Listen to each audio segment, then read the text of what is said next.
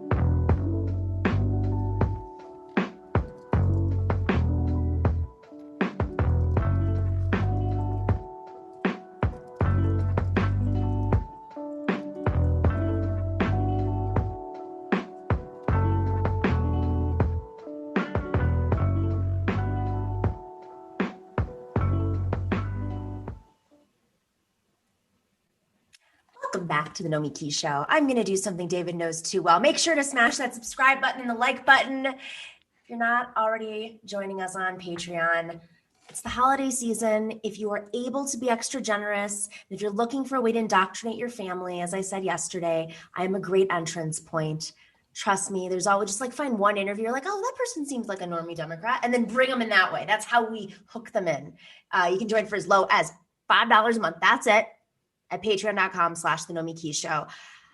All right, I am so excited to have our pal David Doel on. He is, of course, the host of Rational National and just, an all-around great progressive, giving us a little bit of perspective from a distance, which I like because sometimes I think I'm like, is it just us that's this crazy? Or are we just taking it this way? But then I watch Rational National. I'm like, no, the whole world sees us as insane as we progressives see the rest of the country right now. David, thanks for joining us.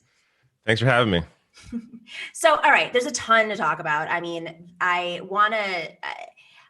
definitely want to get your take on some of these appointments by Joe Biden, his administration, including Neera Tanden to being the head of OMB, the Office of Management and Budget, very, very important position. It has to be confirmed by the Senate.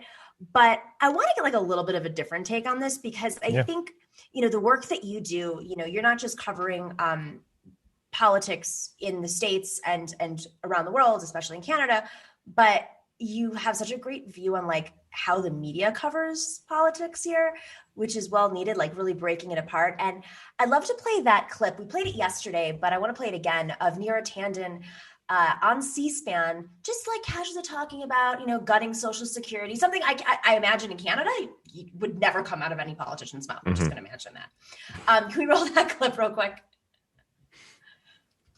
Candidates with these governors. And I think that there's other, there are progressive governors like O'Malley and Cuomo who've taken a much more balanced approach on budgets where they've looked at taxes as well as reforming programs and cutting programs. And so I think that's the approach the American people are supporting. There's a viewer here who wants you to take us deeper into entitlements by Twitter.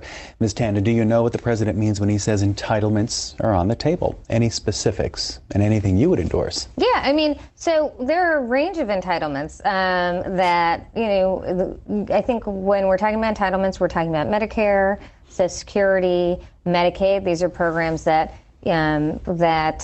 people receive support because of the status that they have. So when after 65, you get funding from Social Security and Medicare. Actually, it's getting older for Social Security. But the president has $300 billion in his budget in cuts in Medicare. That comes on top of cuts in Medicare from the Affordable Care Act. So he has put specific cuts in the budget already in Medicare, and they had savings in Medicaid in the past. I think the question really is, if we're going to have a deal to address long-term deficit reduction, we need to put both entitlements on the table as well as taxes. It's unfair to ask only middle-class Americans to bear the burden of our deficit. Yeah.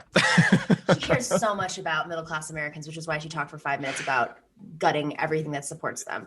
Yeah, all right, exactly. David, what's your take? So this is the issue. This is what I feel like this week, especially for whatever reason, media framing has been a big topic on my channel.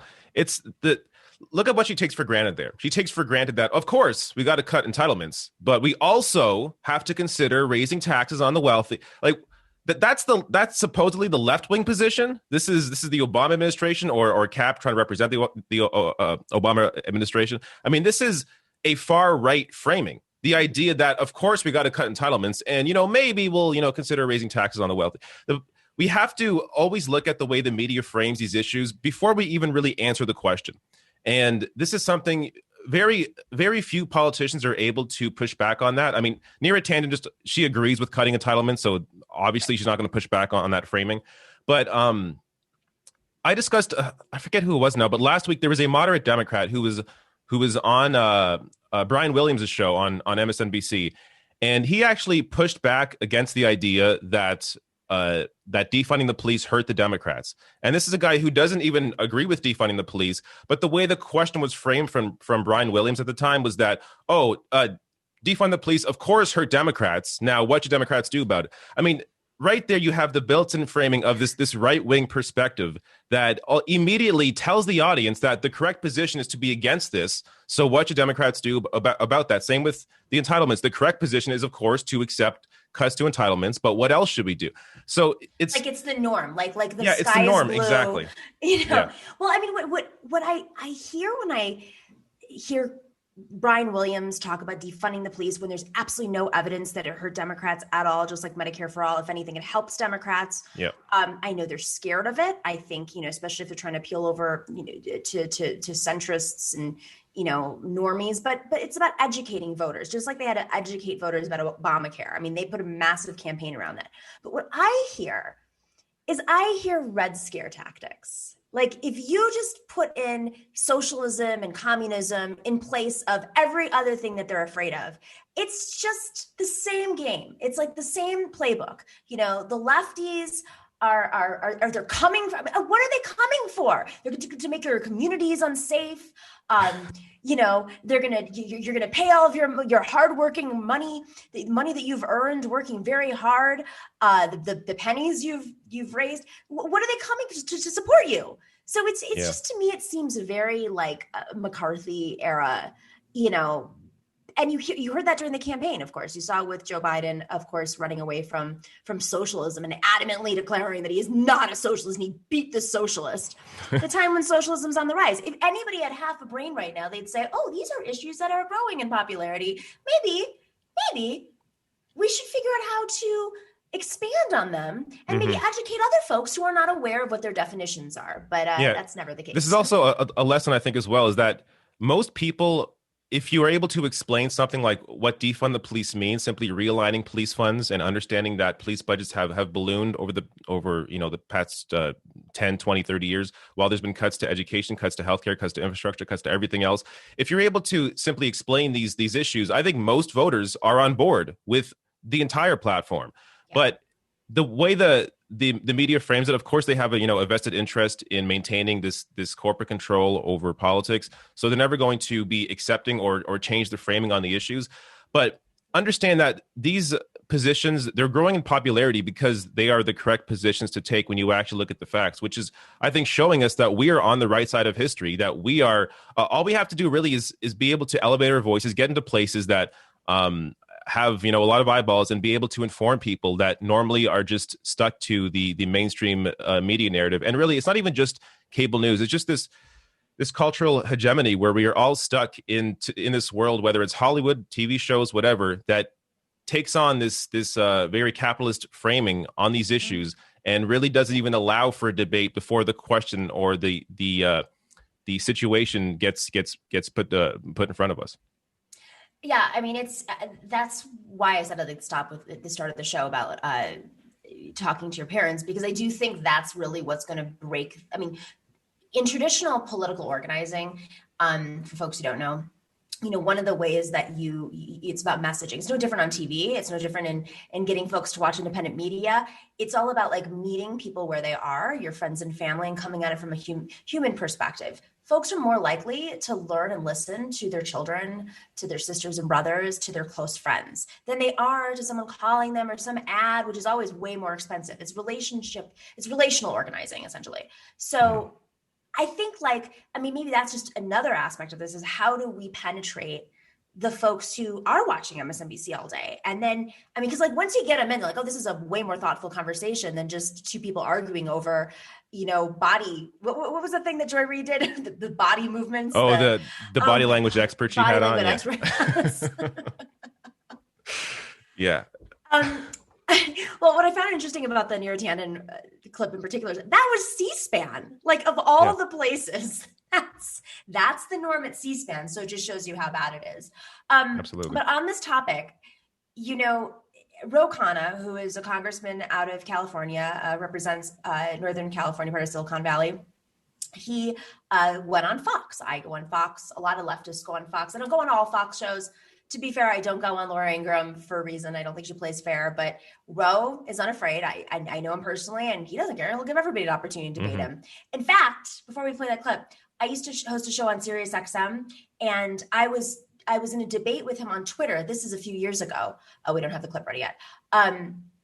Oh, just the tweet. Oh my God.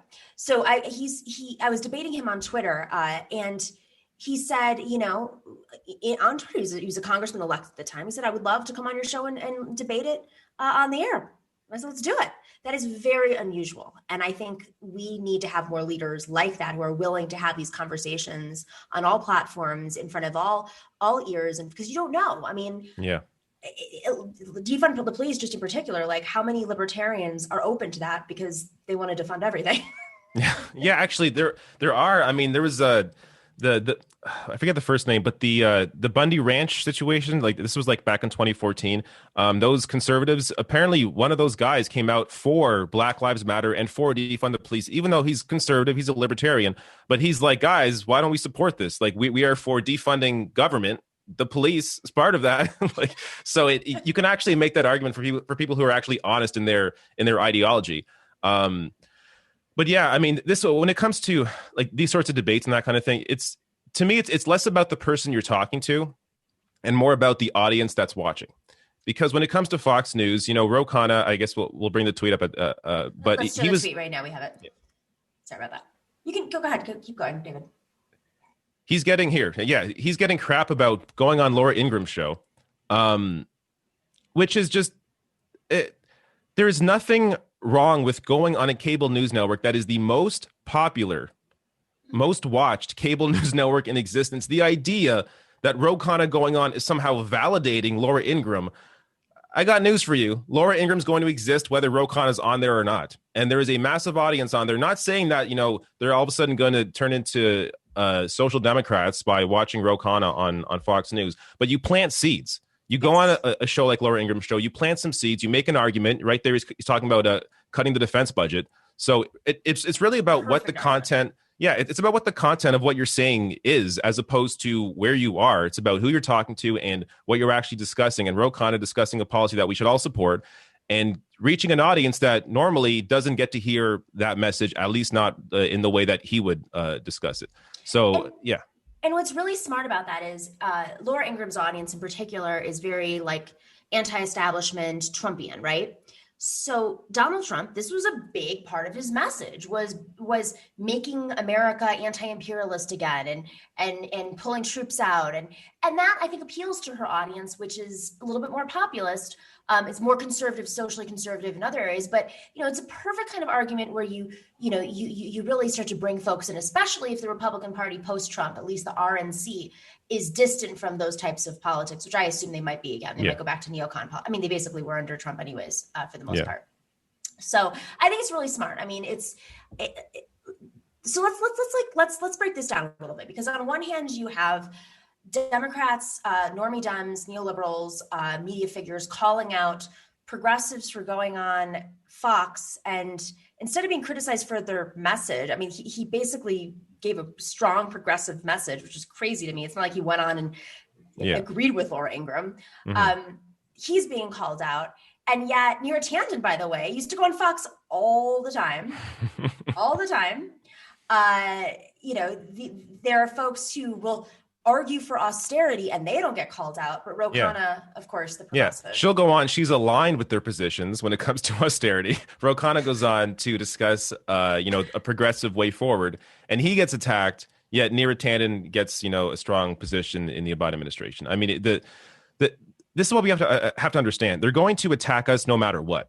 That's what it comes down to. They're going to use the same arguments, or they're going to use an argument against us that they will not use against somebody who they view to be on their own side, simply because it is a way to attack the left and a way to protect or ignore whatever their side is doing or not doing. So there's this other side about it, platforming, right? I've criticized Joe Rogan a lot for platforming people that I think their audience grows by going on Joe Rogan. And exactly. They're like, you're for censorship. First off, censorship, go look up the definition. It's when the government takes your platform away, not when Nomiki says, hey, maybe you shouldn't have like KKK people on your show, the most popular show in America, podcast in America. But I've talked about that extensively. But on the other side, it is important for us, as on the left at least, to platform each other, because it's how you break through this corporate, like, algorithmic structure. You've had your show for a long time. How do you see things shifting right now, especially as these monopolies are basically revolving into the Biden administration? Yeah. Yeah. So, I mean, on the issue of just, platforming, what you were saying is exactly right. When it comes to what Joe Rogan does, is he will bring on people that don't have an audience yet, and he will give them a platform to espouse their BS, and then they get this massive following, get book deals, and are able to push out their message to an audience that they wouldn't have had otherwise. When it comes to Fox News, this is a network that is massive, and they already have this built-in audience that generally only hears a certain message. And by bringing people, or by having people on like Ro Khanna, who's able to tap into that, it's a different way of or a different audience that normally he would not be able to reach out to. And politicians, in general, their job is to speak to people that don't normally agree with them and to try and get them on board. And when it comes to using our platforms, I think we have to kind of all work together and support each other and share each other's work, because we are up against basically endless money. I mean, coming from these massive organizations, and you're seeing now them trying to begin to invest a little more in online. You have Peacock now, MSNBC or NBC launching Peacock. I will say though, but the thing with Peacock, it's funny to me because they get criticized for, or MSNBC gets criticized for essentially just being an arm of the Democratic Party, just being establishment, centrist, conservative. But then they'll have Peacock, but they'll put Mehdi Hassan, who is a little more to the left, progressive. Sam Cedar, of course, great show on Peacock. But they almost use Peacock in a way to try and disregard any criticisms that are lobbed at them for not having on people on MSNBC like Cori Bush or like Jamal Bowman on a regular basis. So it's a way to sort of deflect any of those criticisms and say, hey, no, we bring these progressive voices on. Just check out our app. That, I mean, nothing wrong with the app. But hall, behind the closet, in the other closet, under the bed. That's the show. Yeah. You found it. It's on nothing against the app, but nothing against the app, but obviously it's going to have a smaller audience than their network does.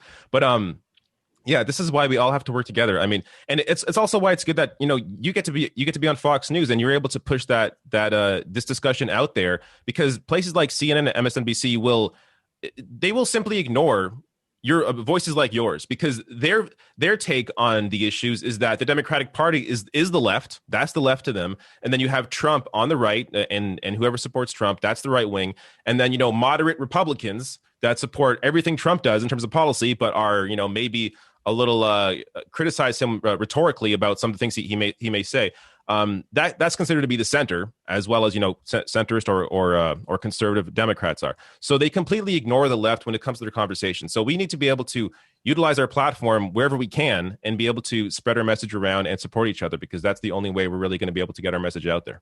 It really is just classic solidarity. I mean, a few years ago, as you know very well, before all the cable news networks went into the space of YouTube, they were getting like 12 views on a video.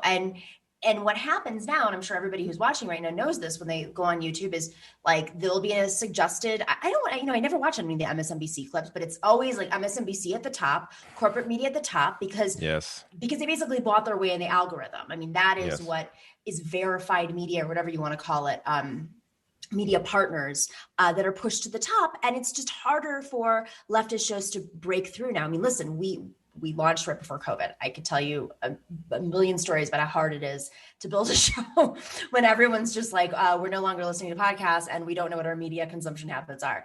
But that's also why it's so important that we act in solidarity. And I want to say thank you, personally just say thank you, because you always highlight my Fox clips, and I appreciate it, because sometimes I'm like, am I wasting my time going on? I'm going to be on tomorrow morning. Not at all.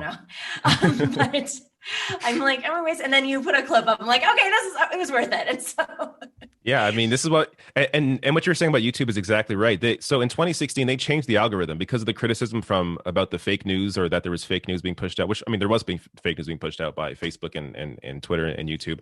But they, the way that the response to that by YouTube was to simply elevate what they call authoritative sources. So corporate media, MSNBC, CNN, Fox News, they will, if you watch YouTube now, it's completely different from where it was 5 years ago. Yeah. The algorithm would, like, say you're watching one of my clips, the algorithm would push you towards your show. But now it'll push people towards MSNBC or CNN or Trevor Noah or Stephen Colbert.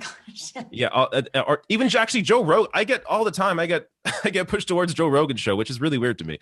Well, but he's Spotify. I mean, he has a huge corporate deal. Yeah, exactly. So he's in the, I guess, the accepted narrative when it comes to how corporate media views these issues, because he brings on so many conservatives.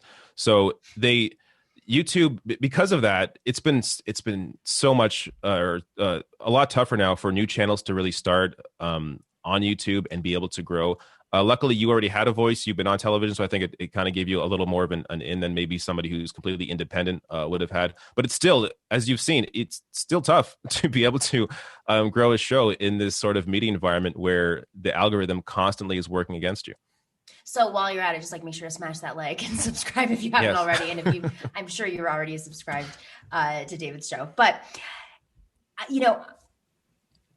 the weird thing about this, I would be curious to see if somebody could do some sort of assessment. Like, well, how much fake news was actually eliminated? Because I see that Ben Shapiro is the most popular show on Facebook right now. And I see all of these far right wing shows, okay, Alex Jones was taken down. Congratulations. But it doesn't seem like they've really eliminated the verifiably, like, there's false information. I mean, you can have commentary like you and I are having right now in its opinion, but there is, I know at the beginning of COVID, they were cracking down on this, but it just seems like they're being boosted more and more. I mean, not like we should be surprised. There's a history of this, through decades of pushing corporate media, but it would be interesting if someone could do an assessment of that, because it doesn't seem like they've actually cracked down at all. I mean, unless I missed something, have I?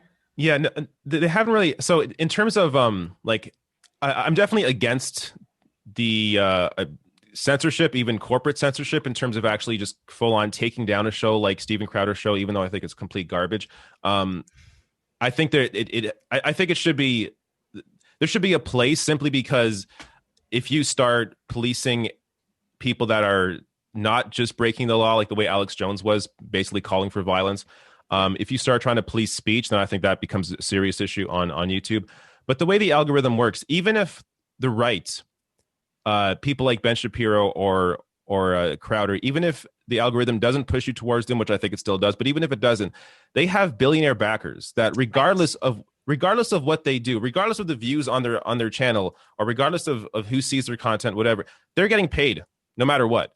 When it comes to our content, we don't have, these massive angel investors sending us, $1 million a month to be able to run our show. Like, this is all independent stuff. So we have to. My light was $40. Their sets. I'm always like, their sets are amazing. Yeah, I know. They have full sets. They have crews. They have their shows are set up like a cable news show because they have this sort of money invested into them. These shows would not exist without those billionaire investors behind them. Like, people think that, oh, these are, independent, right-wing shows like Ben Shapiro, that they work their way up. No, that he's had people back him the entire time. Same with Dave Rubin, same with Steven Crowder. All the big names on the right have had these big donors behind them. Meanwhile, the left, we actually have to struggle and work together and be able to get our voices out there by sharing our stuff and just making a home for ourselves, and making it also, invite people in. Don't make it seem like a special club where if you disagree with me, then you're an idiot. Like, no, like this is also when it comes to how we approach content and how we even like naming conventions, when it comes to naming like the title on our videos, it has to be almost done in a way where it's almost clickbaity. Like, the title is just to get a new audience in, but then when you deliver the content, you're giving them like, the details when it comes to, say, like I had a video go out about the Democratic Party criticizing Barack Obama, or members of the party criticizing Obama over his comments on defund the police. And the title of it is very clickbaity. I mean, it's about the drama, but then I get into the details about what defund the police means and the stats behind how it actually helped the Democratic Party. So we have to be able to, almost use the algorithm to our advantage because it works against us. But it's still, I mean, you still do everything on your own. I don't think people understand how much work this is. And I like pulling back the curtain, because first off, I think it's important for folks to understand how important it is, especially as we face the end of the year, to support independent media, left media, and I mean independent media. Like, take a look, like who is corporate backed and who isn't.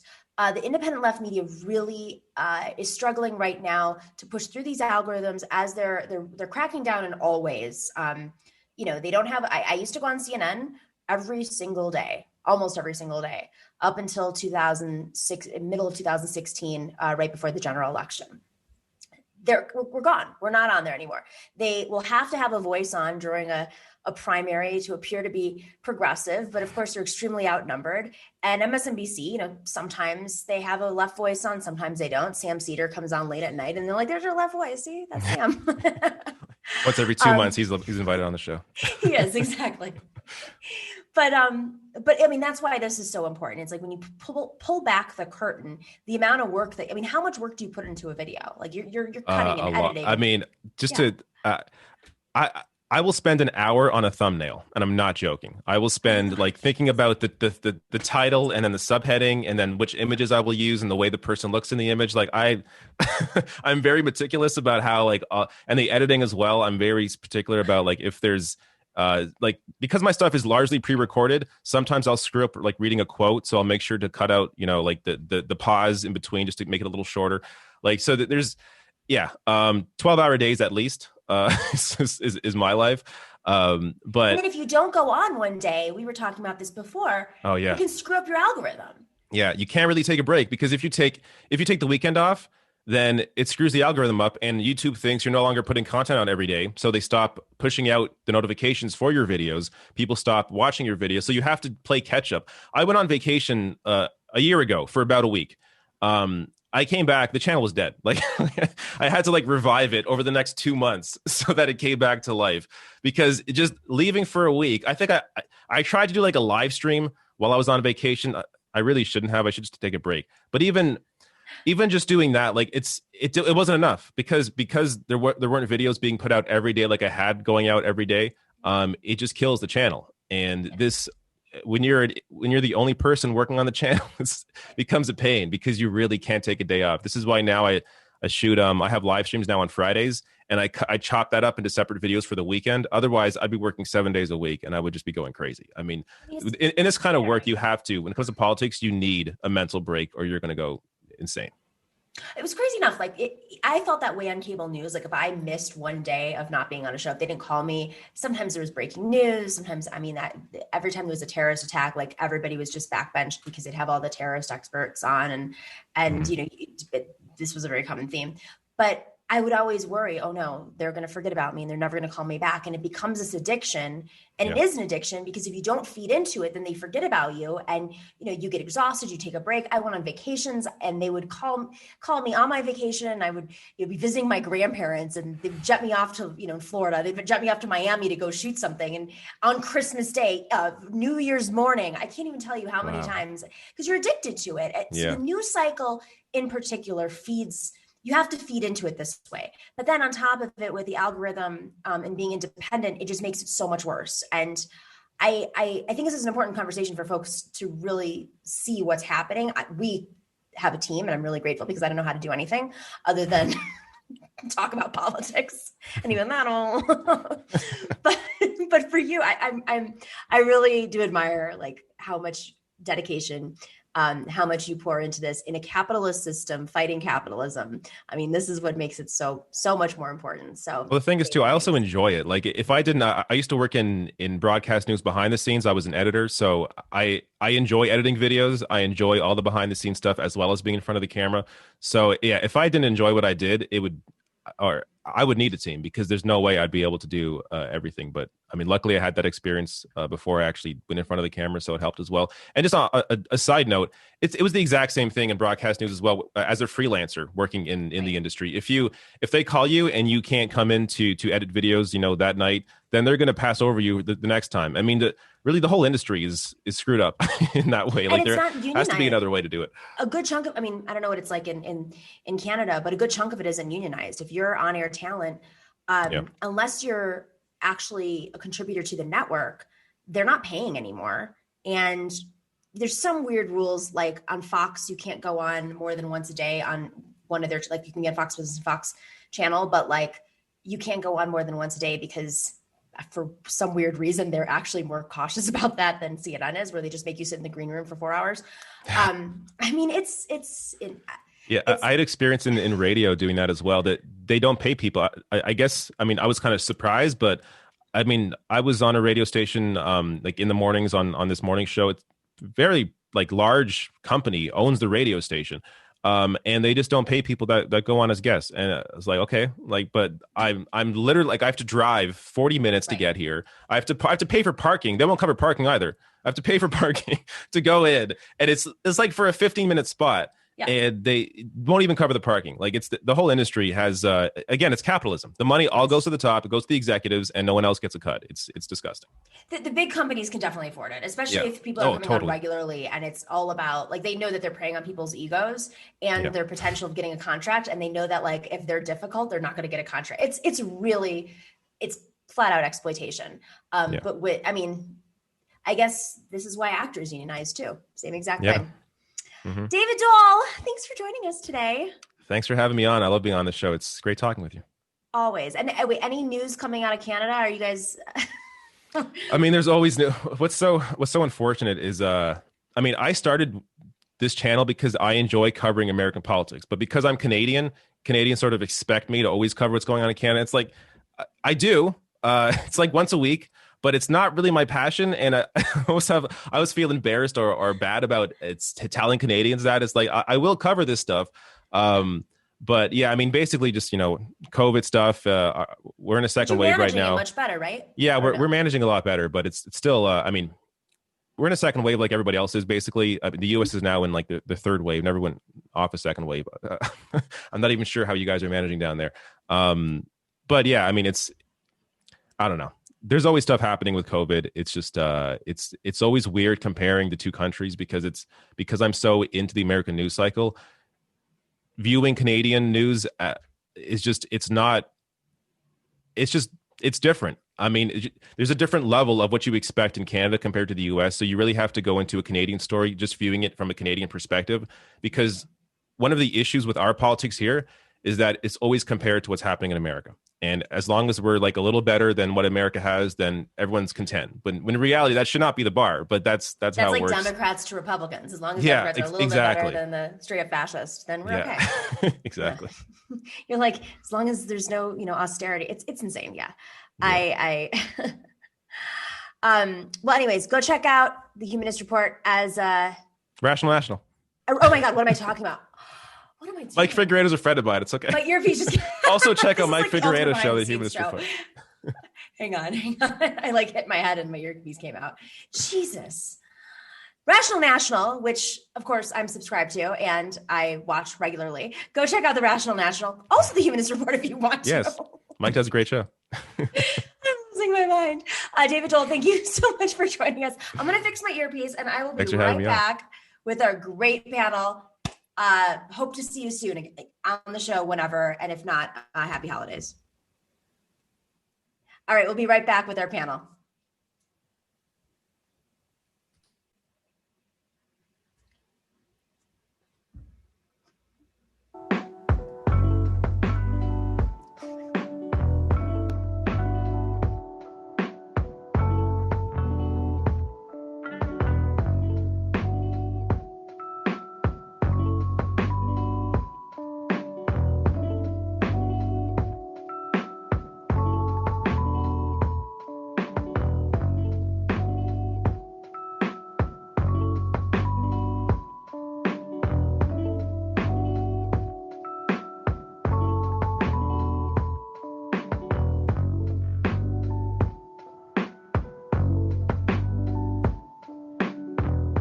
Thanks for watching and listening to The Nomiki Show. But remember to click like and subscribe on YouTube and please share on social media.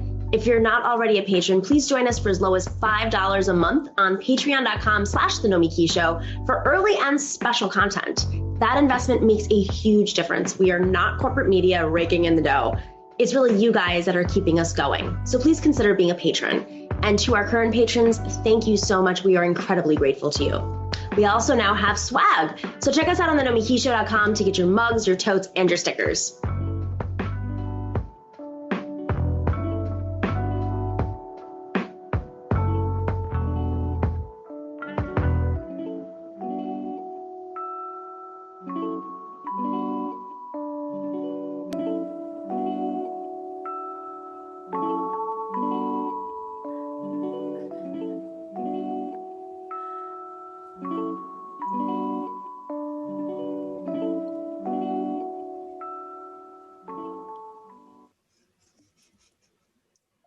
Hey guys, welcome back to the Nomiki show, not the Crystal Ball show, the Nomiki show.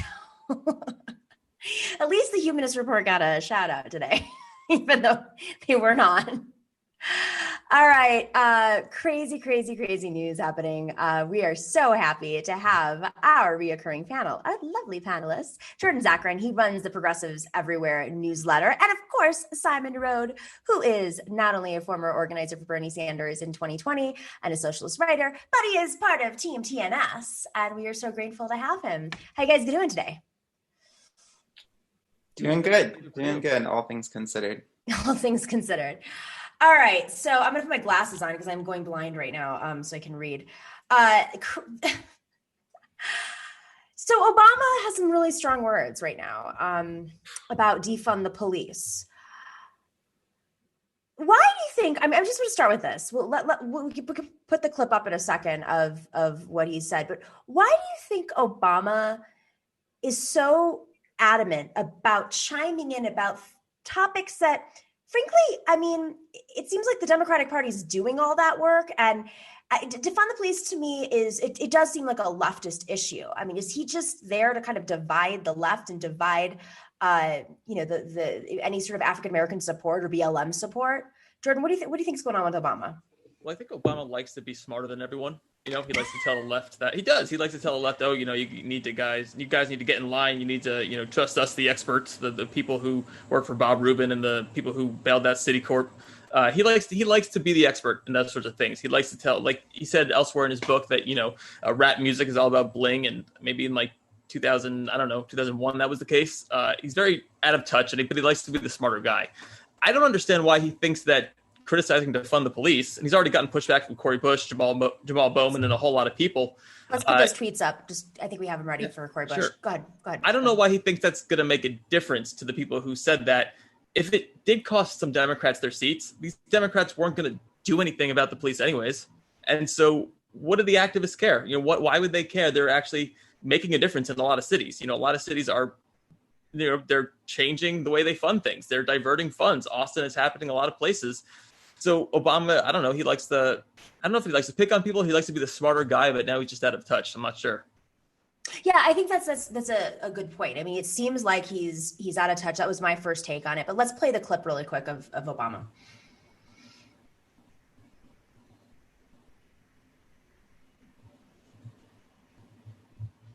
I guess you can use a snappy slogan like defund the police, but you've lost a big audience the minute you say it, which makes it a lot less likely that you're actually going to get the changes you want done. But if you instead say, let's reform the police department so that everybody's being treated fairly, divert young people from getting into crime. And if there's a homeless guy, maybe we send a mental health worker there instead of an armed unit that could end up resulting in a tragedy. Suddenly, a whole bunch of folks who might not otherwise listen to you are listening to you. So the key is deciding, do you want to actually get something done, or do you want to feel good among the people you already agree with?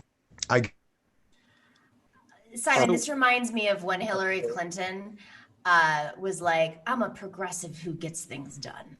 Yes, it's this idea of quote unquote pragmatism, which it's just another way to squash progressive fights, like he says that this is an issue of messaging so that he doesn't have to admit that he actually doesn't support the specific policy proposal of actually cutting funding for police departments.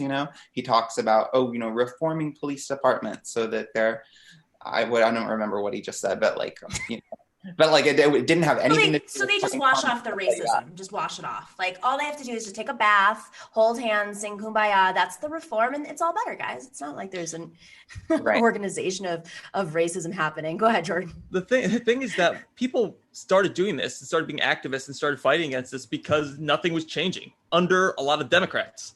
Democrats run these cities. It's not as if Minneapolis is Republican. Los Angeles is not Republican.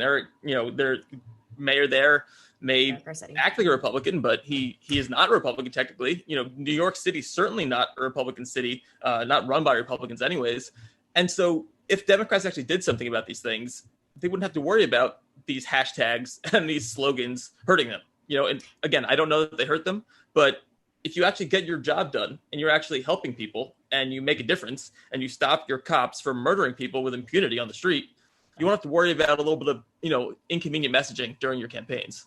It's interesting you mentioned Minneapolis. 54% of Americans thought that burning down the precinct of the Minneapolis Police Department after the murder of George Floyd was justified. Paging President Obama. I think that's a more aggressive stance than defund the police. I do want to talk about this just a little bit more because it seems like the Democrats' message about this campaign was just about that message. Like, it was the progressive message that made the margin between, which we started off the show with, Joe Biden and Donald Trump down to 40,000 votes versus the 80,000 that divided Hillary Clinton and Donald Trump in 2016 with swing states. It was just the message, it was the progressive message. Simon, you've been an organizer. I listen to what Obama is saying and I'm listening to what these Democrats are saying. And I'm like, oh, you guys aren't organizers. Have you knocked on a lot of doors? Because, you meet people where they are. Yeah, there can be, you can ostracize folks with certain messages, but if you're trying to expand, it's about educating through that message. Was that your experience when you were on the Bernie campaign and going out into communities that may have been foreign to Bernie socialism? Absolutely. I mean, you heard the same thing that Obama is just talking about now about the issue being the message was the same as what a lot of people were saying during the primaries about Medicare for all. Like, this is an alienating phrase. Like, maybe we should talk about universal health care. We should talk about something that's a little less specific than actually nationalizing health care. But when I'm door to door talking to working class people, I start by asking, this is any organizer is going to do the same thing, right? You start by meeting people where they're at, right? Listening to their problems, what's their experience with the healthcare system? Not great, right? And then you can explain to them how this is actually going to help them, specific, because, and this is the root of it. And Cori Bush pointed it out in that tweet that you showed, is that defund the police, much like Medicare for all, is not a slogan. It is an actual policy demand. And that is what is being, I think, intentionally obscured in these sorts of complaints, because Barack Obama has this incredible platform, right? He has so many people who love him and listen to him, and he could be using that space to actually educate people on why policing in the United States results in all of this tragic violence. He also has an organization called My Brother's Keeper, which he founded after, I think, or maybe while he was in office, to specifically address Black and brown communities and men. But again, it puts the burden on the individual rather than the system. You said slogan, and I want to highlight this piece that Amber Frost has written in Jacobin called "The Problems of Hashtag Activism." The piece gives a review of different movements driven by viral hashtags and asks the reader to consider how these movements demand to control power versus how they gain visibility. It's an argument that we basically need more than hashtag Me Too movements to achieve victory in important leftist causes, and that winning entails deeper political education and community organizing than a hashtag advances. So a lot of the show is about messaging and framing. And, we wanted to have this conversation at this moment because of what Obama said and just seeing how we're getting into these cycles, these repetitive cycles. So Jordan, you run a newsletter, you're extremely online. I am too. It's okay. We all are. I'm kidding. This is the audience for it. It's actually. I mean, how do you take this? Hashtags are important. They raise awareness around a lot of issues, including Me Too. But at what point does it actually disrupt power structures? How do you do that? I think it's really interesting. I think a lot of what she wrote in the piece is very true. What she highlighted and what the book highlighted unwittingly making the argument against itself is that so many of the campaigns that worked, quote unquote, were about shaming corporations and them pulling the plug on something or changing a decision because they were afraid of losing money.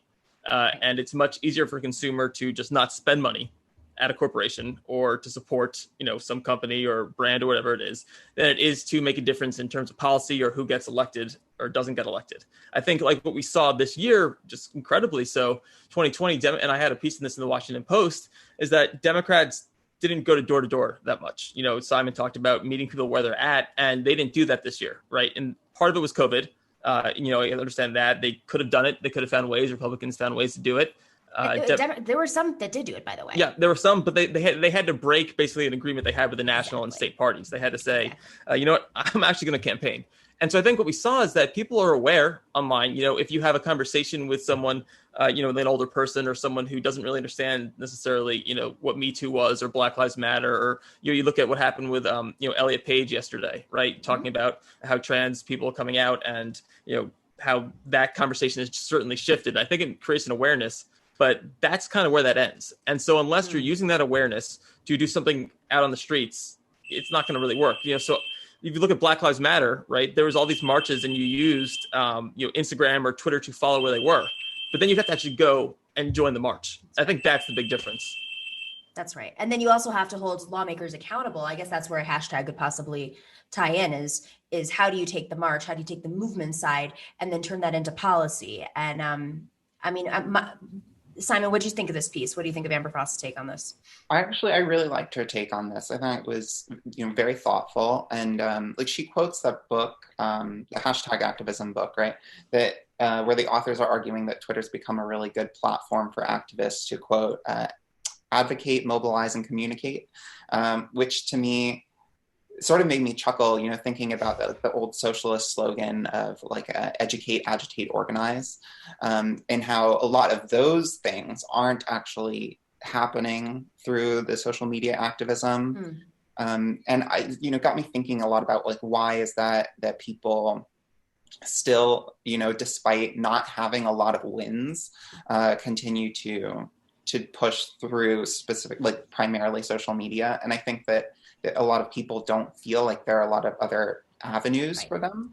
They don't really know what else to do. And I can completely understand that. And I think honestly, that's more of a failure of us on the left, failing to communicate to people about the power that they have in their workplaces, or our failure to build strong institutions for social change that stand outside of social media. And I think that is the point that Amber really made really well in that article.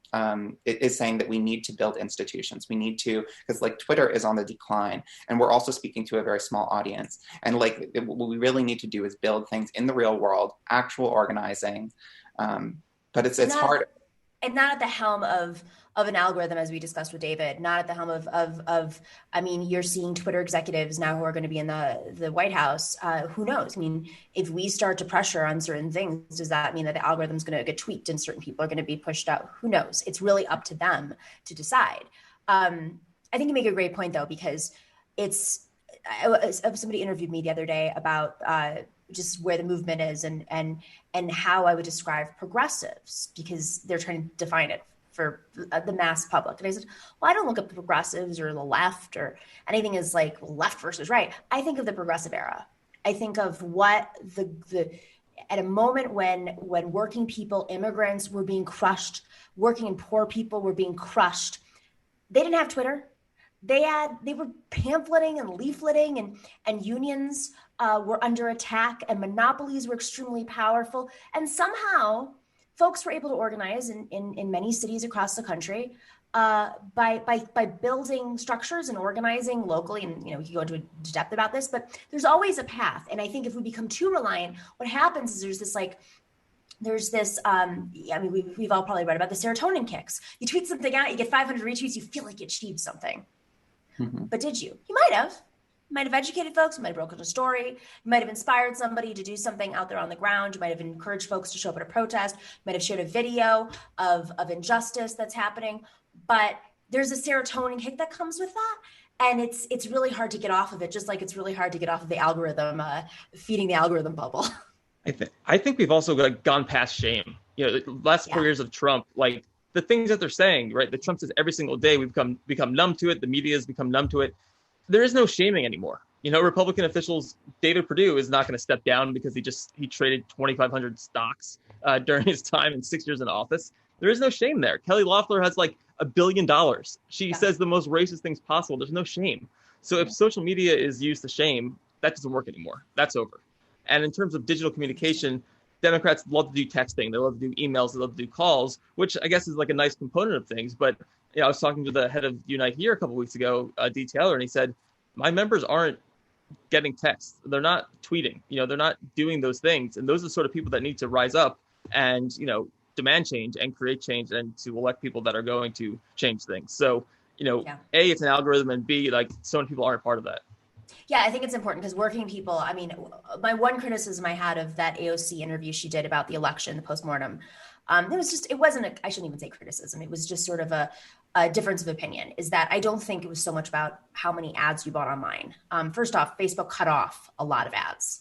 It's not that the DCCC is not pouring money into online. They're not, but that's not why they lost. It really does. The other side of her argument was the deep organizing. It's really meeting working people where they are. I live in AOC's district. I'm perfectly aware of the socialism that is infused in my neighborhood, right? I'm across the street from our district, I should say. I'm perfectly aware of the socialism all around me, but I also grew up in Buffalo, New York, and I understand that COVID is not a reality there right now, and they're spiking at 9%, and it's a working class town, and folks are hurting, and they're stuck inside, and you have to meet people where they are. Yes, they might be online, but they're not spending the time online that like all of us are. It can be an organizing tool. It's really powerful, but you gotta actually talk to folks. I think the Unite Here example is perfect. We have to lean more on unions and less on private organizations, in my opinion. Absolutely. Yeah. Final thoughts? Anything else? Well, I think that like we're going to see in Georgia, it's a nice example of what's going to happen. Not that, I'm in love with John Ossoff or anything like that, but it'll be nice to see if Democrats actually get out on the street and Republicans are like almost demanding that they win the election. They're like just saying, oh, don't vote. It's not safe. Don't vote. It's not safe. We hate the Republican governor there. If Democrats don't get out there, and if nonprofits don't get out there, and and they just spend time texting and running ads for millions of dollars, I think we can officially say the defund the police thing and all that was not the reason why Democrats lost. It's almost like it's the reason that they always lose. They spend all their money on ads, digital or whatever. It's the ads. I looked at a lot of the ads on Facebook after AOC said what she said, and to some degree, it's not even the investment, it's what they said in those ads. Cal Cunningham, who was like he's like a big and tall mannequin, granted sentience. He, all of his ads were just like, we're hitting a deadline. Help us raise money. Help us raise money. It was like a clock about raising money. What was it go? One of the Florida representatives who lost, it was just about, I helped get $600 extra on your unemployment. It's like all of Congress voted for that. Like if that's what you're going to say you did, then like, why are people going to vote for you? And so it's about organizing. It's about messaging more than just, a hashtag resistance, I guess. Agreed, yeah. Simon. Yeah, just like focus locally. That's what I can tell people. I think there was nothing really woke me up to like social media a little bit more than when I went to Iowa and was knocking on doors and just realized how much these people who I'm talking to had no idea what was, trending on Twitter yesterday. Like they don't follow any of that stuff. And those are the people, those are the real people. Those are the people we're trying to help. If we're socialists, if we're, progressives, these are the people that we want to help. Those are the people that we should be talking to. And they're not reading, Politico's playbook, and they're not reading Washington Post political pieces. Some people are, sure, but for the most part, they're reading they're reading their local papers, and so it's a very Tip O'Neill. All politics is local. That famous line, right? Yeah. Jordan, Simon, always a pleasure having you on. Thanks for indulging in the strategy and messaging show. I felt like we had to have that conversation today. All right. Thank you to everybody in the chat. Who do we have here? I'm so glad I put my glasses on. I was dying. My eyes were killing me.